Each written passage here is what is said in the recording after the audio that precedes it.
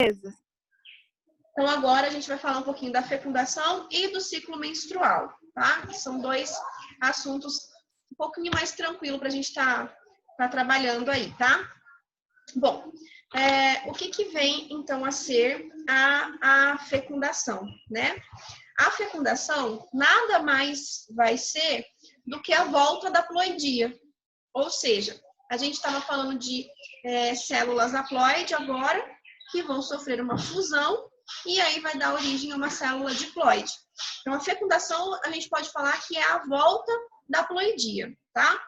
Então, para que surja esse novo indivíduo, os gametas, eles vão se fundir aos pares, um masculino e um feminino, e aí eles têm papéis diferentes na formação dos descendentes, tá? Essa fusão é o que a gente chama de fecundação ou fertilização.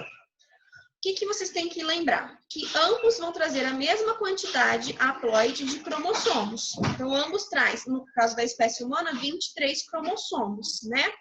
Mas apenas os gametas femininos possuem nutrientes.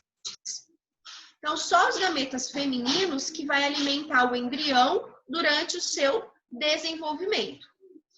Mas, em contrapartida, os gametas masculinos são móveis, tá? E eles são os responsáveis por acontecer esse encontro, né? Então, eles são móveis tanto por acontecer a fecundação no meio externo quanto no meio interno. Então, eles executam os papéis são antagônicos, são diferentes, mas os dois são fundamentais para que ocorra o desenvolvimento do embrião, ou a formação desse embrião, né? A gente tem que pensar também que nos animais existe a fecundação externa, né? Não tem só fecundação interna.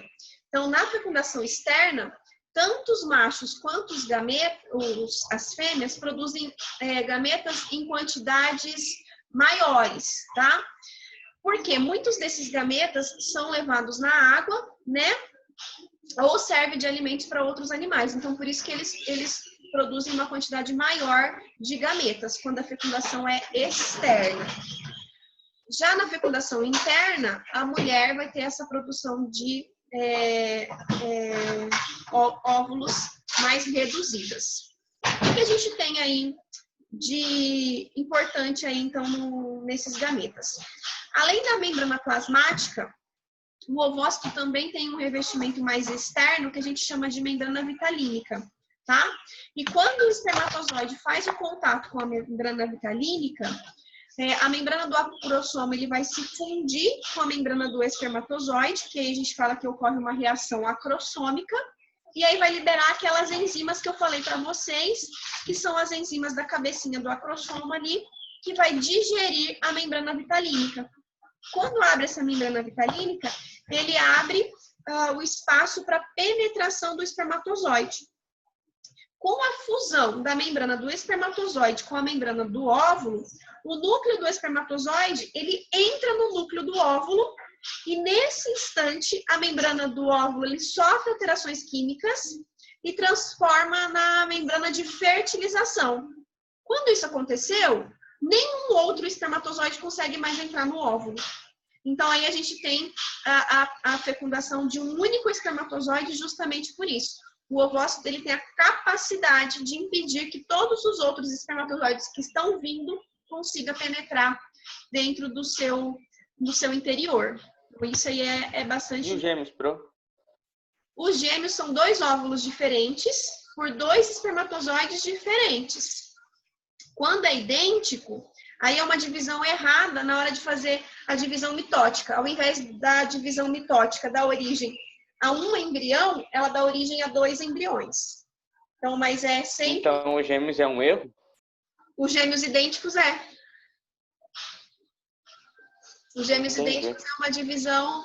Os gêmeos idênticos é uma divisão errada. Que ao invés de formar um único embrião, ele se divide e forma dois embriões. Agora, os gêmeos fraternos, não. Os gêmeos fraternos é dois óvulos que foram liberados, fecundados por dois espermatozoides diferentes. Por isso que os fraternos, que não são idênticos, né, eles ficam em bolsas separadas. Certo? Sim, não? os dois ovócitos ou não? Oi? Foi um erro também liberar os dois ovócitos, né? Ou não? Sim, também. A mulher normalmente libera um só. Mas se ela está num período muito fértil, se ela está produzindo muitos hormônios sexuais, ela pode liberar até mais de 2. Mas isso aí é muito raro também. Bom, lá no interior do núcleo, então, o núcleo do espermatozoide agora vai ser chamado de pronúcleo masculino, tá? Vai se fundir, então, com o núcleo do óvulo, que a gente chama de pronúcleo feminino, e cada pronúcleo vai fazer com que um lote haploide de cromossomos resulte no lote diploide. Então, o zigoto é a nossa primeira célula diploide.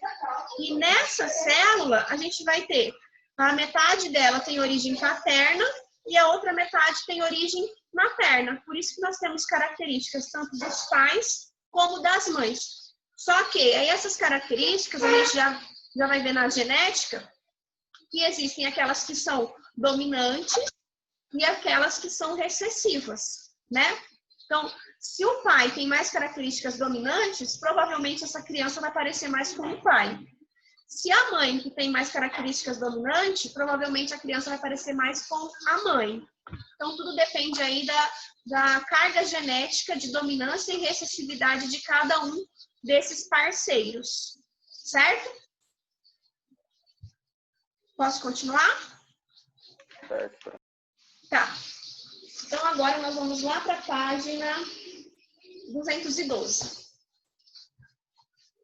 Só para lembrar, a fecundação, ela não acontece no útero, tá? A fecundação acontece na tuba uterina, que é o espacinho ali entre o ovário e o útero, ok?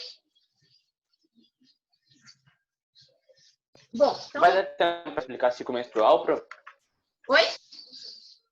Vai dar tempo para explicar o ciclo menstrual? Eita, falta 10 minutinhos, né? Não vai dar tempo, porque eu tenho que falar de todos os hormônios. Então, eu vou fazer o seguinte. Na nossa próxima aula, então, termina essa unidade, que vai falar do ciclo menstrual e dos métodos contraceptivos. E aí, a tarefa de hoje é o módulo 85, 86 da apostila. E vocês façam um resumo para mim, então, de gametogênese e de espermatogênese, certo? E aí, a nossa próxima aula de bio, acho que é terça, né? Eu não sei. Acho que é terça-feira. Aí a tarefa pode ser até terça. Combinado? É segunda, Pro. Então, vocês têm aí o final de semana para estar fazendo isso aí. Eu vou subir tudo lá na plataforma e deixo de espaço para vocês colocarem lá as tarefas. Combinado? Combinado. Mas segunda e terça eu acho que é química. Quarta que é bio. Mas se for para entregar na aula de química, não tem problema. Então, deixa eu pegar no horário aqui, que eu já vejo, né? Tô com o horário aqui na mão. Segunda-feira é química e terça-feira é química. Então vocês têm bastante tempo. É só quarta-feira. Só para quarta-feira. Beleza? Beleza, prof. Então, até. Até. Tchau, tchau.